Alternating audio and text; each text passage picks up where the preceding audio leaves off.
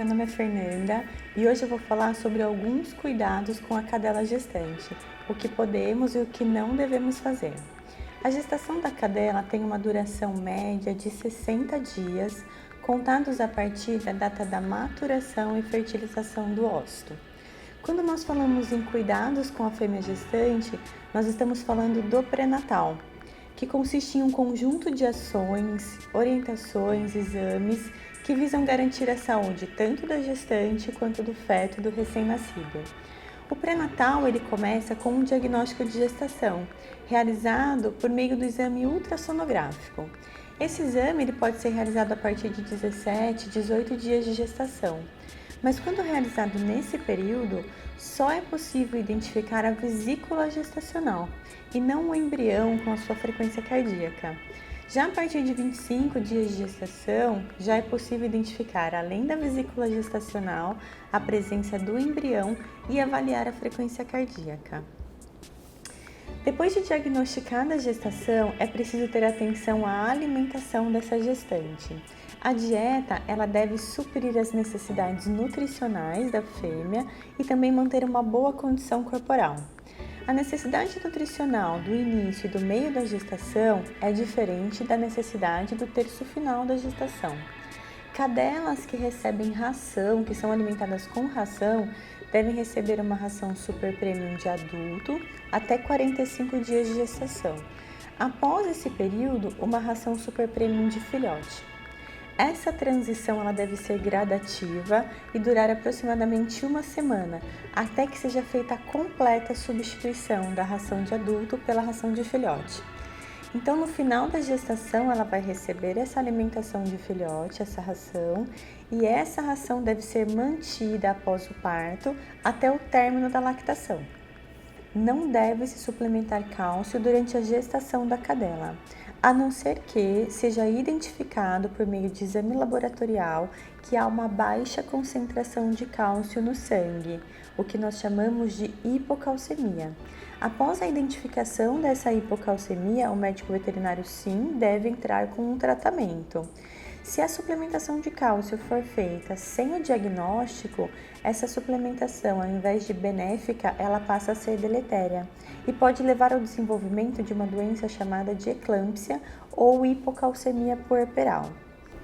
Já a suplementação de ácido fólico pode ser feita principalmente em raças predispostas ao desenvolvimento de fenda palatina, como por exemplo, Bulldog inglês, Bulldog francês, American Staffordshire, Cavalier, Pastor alemão, Chihuahua, dentre outras raças. Alguns estudos mostram uma redução na incidência de fenda palatina após a suplementação de ácido fólico em cadelas predispostas, uma redução de até 47% na incidência dessa alteração. O ácido fólico ele deve ser suplementado mesmo antes da cadela emprenhar. A partir do início do cio, pode-se começar essa suplementação, que deve ser realizada sempre com a orientação de um médico veterinário. Agora falando da desvermifugação de fêmeas gestantes.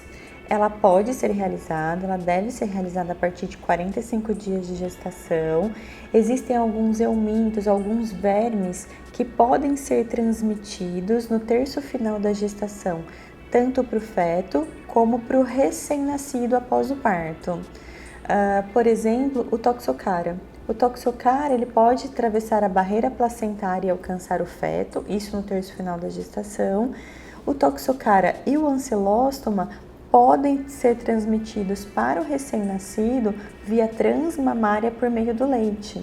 Então, a vermifugação no terço final da gestação é recomendada a partir de 45 dias de gestação, seguindo sempre uma recomendação do médico veterinário, porque nem todos os vermífugos podem ser usados em gestantes. E por fim, a avaliação ultrassonográfica e radiográfica. São necessárias no mínimo 3 avaliações ultrassonográficas. A primeira para diagnóstico de gestação, como eu comentei no início do vídeo. A segunda, ela pode ser realizada com 40 a 43 dias de gestação.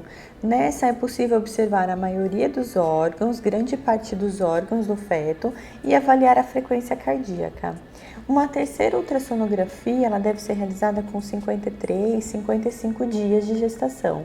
E essa é bastante importante, porque além de conseguir avaliar quase todos os órgãos do feto, com exceção da motilidade intestinal, que aparece próximo de 58 dias de gestação, é possível avaliar a frequência cardíaca e é possível também identificar possíveis alterações fetais que inviabilizem o trabalho de parto, como por exemplo a nasarca, que é um edema generalizado do feto, um acúmulo anormal de líquido subcutâneo, fazendo com que esse feto aumente o seu tamanho, impedindo a passagem desse feto pelo canal do parto, sendo necessária então uma cesariana. Então a identificação desse feto maior é importante, evitando então um parto laborioso, um parto dificultoso que nós chamamos de distocia.